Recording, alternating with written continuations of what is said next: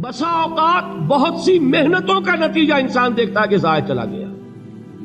میں نے 10 سال محنت کی، حاصل کوئی نہیں نکلا. یہ ثمرات کیا ہیں؟ محنتوں کے ثمرات کا ضیاع. کوشش آپ نے کی، قسمت کی خوبی دیکھی ہے، ٹوٹی کہاں کمن، 2-4 ہاتھ جب کے لبے بام رہ گئے. Be prepared. ایک شاعر کے یہ اشعار ہیں، وہ کمیونسٹ تھا، میں نام بھی نہیں لیتا، لیکن یہ کہ یہ اسی انقلابی، چونکہ ان کا بھی ایک انقلابی نظریہ ہے، انقلابی عمل میں یہ سارے مراحل آتے ہیں. کوئی سیٹ بیک آیا، فرض کیجئے کوئی ناکامی ہو گئی، تو اپنے ساتھیوں کو دل بندھانے کے لیے یہ فصل امیدوں کی ہمدم اس بار بھی غارت جائے گی، سب محنت صبحوں شاموں کی اب کے بھی اکارت جائے گی. میرے نبی کے ثمرات کا جو لفظ یہاں آیا ہے، وَنَقْصٍ مِّنَ الْأَمْوَالِ وَالْأَنفُسِ وَالثَّمَرَاتِ، سب محنت صبحوں شاموں کی اب کے بھی اکارت جائے گی. دھرتی کے کونوں کھدروں میں پھر اپنے لہو کی کھاد بھرو، پھر مٹی سینچو اشکوں سے، پھر اگلی رت کی فکر کرو، پھر اگلی رت کی فکر کرو، جب پھر ایک بار اجڑنا ہے. ایک فصل پکی تو بھر پایا، تب تک تو یہی کچھ کرنا ہے، جاری رکھنی ہے. ایک مقصد ہے سامنے، انقلاب برپا کرنا ہے. ایک کوشش ناکام ہو جائے کوئی پرواہ نہیں، نیکسٹ پھر تیار رہو ناکامی کے لیے. ایسا نہ ہو جو انگریزی میں کہتے ہیں hope for the best but be prepared for the worst. ایسا نہ ہو کہ دوسری مرتبہ ناکام ہو کے بددل ہو جاؤ، تمہاری ہمتیں جواب دے جائیں. نہیں، پہلے سے تیار رہو کہ دوسری مرتبہ بھی ناکامی آئے تو آئے، لیکن جب تک کہ کامیابی حاصل نہیں ہوتی ہمیں یہ کام کیے چلے جائیں. دیکھیے سیرت میں آیا کہ نہیں یہ واقعہ. بدر میں مسلمانوں کو فتح ہوئی تو احد میں زک پہنچی کہ نہیں؟ 70 صحابہ شہید ہوئے کہ نہیں؟ اگر ان کی ہمتیں جواب دے جاتی تو گاڑی کیسے چلتی آگے؟ بالکل پہنچی. تو فرمایا وَلَنَبْلُوَنَّكُمْ بِشَيْءٍ مِّنَ الْخَوْفِ وَالْجُوعِ وَنَقْصٍ مِّنَ الْأَمْوَالِ وَالْأَنفُسِ وَالثَّمَرَاتِ. ہم تمہیں لازم آزمائیں گے، خوف کی کیفیت سے، فقر و فاقے کی کیفیت سے، بھوک سے، جان کے نقصان سے، مال کے نقصان سے، محنتوں کے حاصل کے ضائع ہو جانے سے. وَبَشِّرِ الصَّابِرِينَ، اور اے نبی بشارت دیجئے صبر کرنے والوں، ہر طرح سے آزمایا جائے گا. الَّذِينَ إِذَا أَصَابَتْهُمْ مُصِيبَةٌ، وہ کہ جب ان پر کوئی تکلیف آئے، کوئی مصیبت آئے، کوئی آزمائش آئے، قالوا انا للہ و انا الیہ راجعون، وہ یہ کہیں کہ ہم اللہ ہی کے ہیں، اللہ ہی کی طرف لوٹ جانا ہے. یہ وہی انداز ہے جو میں نے فارسی کا شعر سنایا تھا آپ کو کہ سرے تسلیم خم ہے جو مزاج یار ہے. وہ ہمارا مولا ہے، ہمارا آقا ہے، اگر اسے یہی منظور ہے تو ہمیں بھی یہی منظور ہے. میں نے تسلیم و رضا کی بات کی تھی نا، آپ کو کچھ شعر سنائے تھے. ایک شعر اور سنیے، اور یہ کس کا ہے؟ محمد علی جوہر کا. ایک مرتبہ جیل گئے، ان کی ایک بیٹی جوان بیمار ہوئی، فوت ہو گئی. باہر چھوڑا انگریز نے، جاؤ بھائی دفن کر دو بیٹی کو. دوسری مرتبہ جیل گئے، دوسری جوان بیٹی اسی مرض میں مبتلا ہوئی. اب یہ جیل میں ہے، خبر پہنچی کہ دوسری بیٹی کے اوپر بھی اسی مرض کا حملہ ہوا ہے. ایک نظم لکھی ہے جس کا آخری شعر یہ ہے، تیری صحت ہمیں منظور ہے لیکن اس کو نہیں منظور تو پھر ہم کو بھی منظور نہیں. یہ ہے، جب تک یہ کیفیت نہ ہو اس میدان میں آدمی ثابت قدم نہیں رہ سکتا کہ میرے رب کو اگر یہ منظور ہے تو یہی مجھے منظور ہے، اور تیری صحت ہمیں چاہیے تو ضرور، لیکن ہمارے رب کو منظور نہیں تو ہمیں بھی منظور. راضی برضائے رب. وَبَشِّرِ الصَّابِرِينَ الَّذِينَ إِذَا أَصَابَتْهُمْ مُصِيبَةٌ قَالُوا إِنَّا لِلَّهِ وَإِنَّا إِلَيْهِ رَاجِعُونَ. نہ شود نصیب دشمن کے شود ہلاک تیغت، سرے دوستاں سلامت کے تو خنجر آزمائے. اولئک علیہم صلوات من ربہم ورحمہ، یہی ہے وہ لوگ جن پر ان کے رب کی طرف سے عنایتیں ہیں اور رحمتیں ہیں. وَأُولَٰئِكَ هُمُ الْمُهْتَدُونَ، اور یہی ہے وہ لوگ جو کامیاب ہونے والے ہیں، ہدایت پانے والے، ہدایت یافتہ.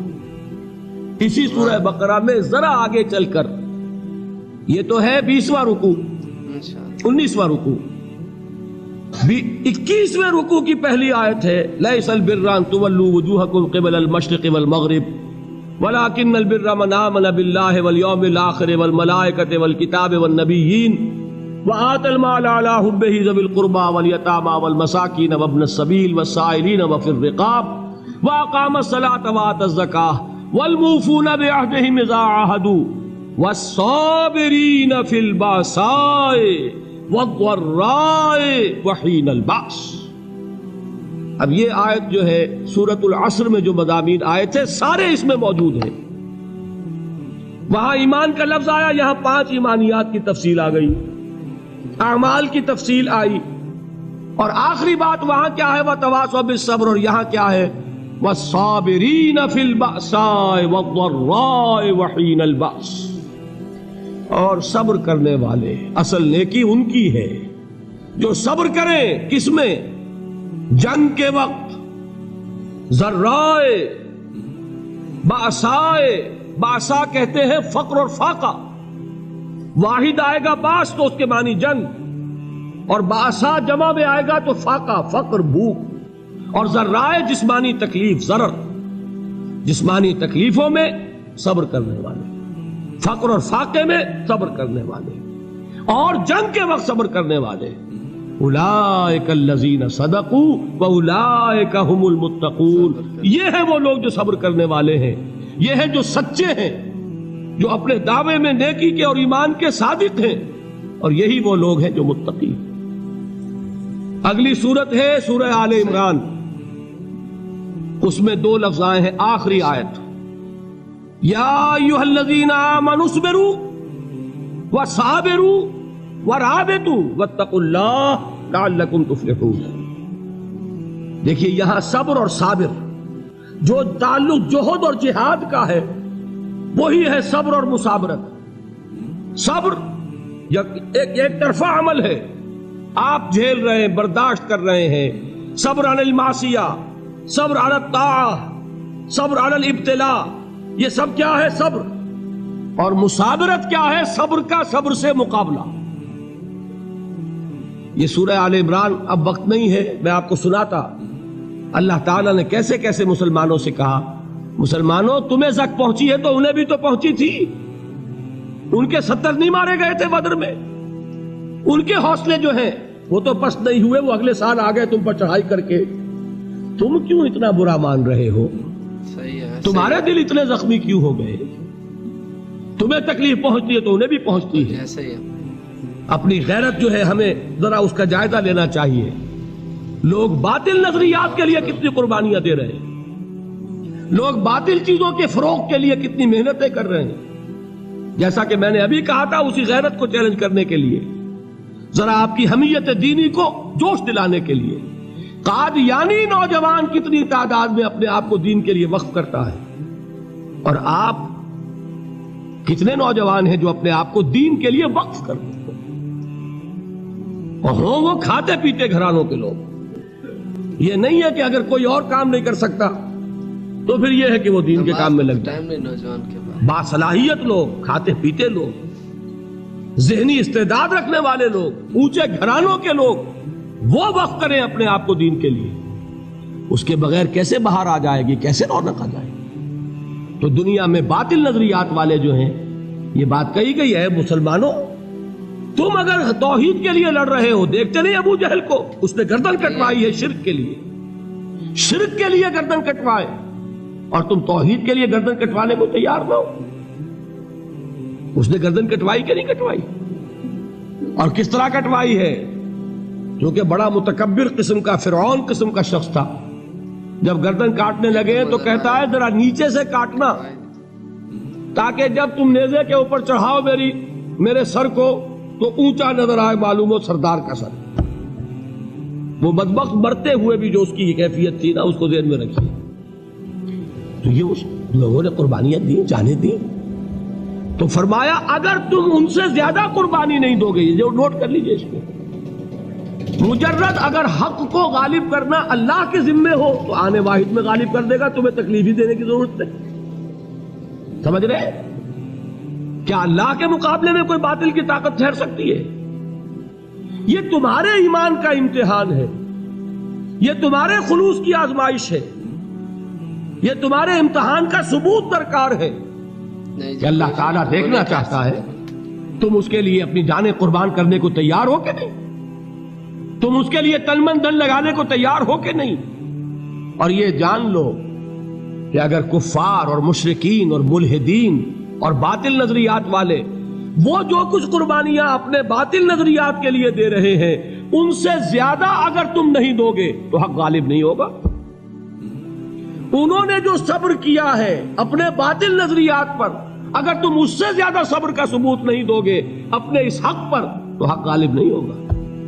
اس لیے فرمایا یا ایھا الذین آمنوا اصبروا وصابروا، نہ صرف یہ کہ صبر کرو بلکہ صبر میں اپنے دشمنوں سے آگے نکلو، ان کے صبر سے بڑھ کر صبر کرو۔ وَرَابِطُوا، مرابطہ کہتے ہیں چوکس رہنا، ہوشیار، پہرا دو، ایسا نہ ہو کہ دشمن جو ہے غفلت میں تمہارے اوپر کوئی حملہ جو ہے کر بیٹھے۔ وَاتَّقُوا اللَّهَ، اور اللہ کا تقوی اختیار کرو، لعلکم تفلحون، تاکہ تم فلاح پاؤ۔ تو دوستو امید کرتا ہوں کہ یہ ویڈیو آپ کو اچھی لگی ہوگی۔ تو اس ویڈیو میں آپ نے سنا کہ مسلمانوں کو قرآن مجید میں بار بار صبر کا حکم دیا گیا ہے، اور صبر بھی وہ کہ جو غیر مسلم ہیں، ٹھیک ہے، وہ بھی تو صبر کرتے ہیں، ان کا بھی تو نقصان ہوتا ہے ہمارے مقابلے میں جب لڑائی ہو تو وہ بھی تو صبر کرتے ہیں۔ تو مسلمان جو ہیں وہ صبر و استقامت میں ان سے آگے نکل جائیں۔ اگر اللہ تعالیٰ کو جو ہے وہ اللہ تعالیٰ کو تو مسلمان کو جو ہے ایمانی طاقت، ایمان آزمانا ہوتا ہے، ٹھیک ہے، تو ورنہ اللہ تعالیٰ چاہے تو حق پر ویسے مسلمانوں کو غالب کر دے، تو اس اللہ تعالیٰ کے آگے تو کوئی مشکل نہیں ہے، لیکن اللہ تعالیٰ مسلمان کی ایمانی قوت، ایمانی طاقت جو ہے وہ آزماتے ہیں اور صبر و استقامت کو جو ہے وہ جانتے ہیں۔ تو اسی طرح آج کل جو ہمارے حالات ہیں، ٹھیک ہے، کوئی بھی ہمیں مشکل آئے اور ہم اس میں کوئی بھی محنت کریں کامیابی نہیں ملتی ہمیں، ٹھیک ہے، تو ہم پھر جو ہے وہ ڈر جاتے ہیں، اپنے ارادوں کو چھوڑ دیتے ہیں، تو پھر ہم اپنا ہی نقصان کر کے بیٹھتے ہیں۔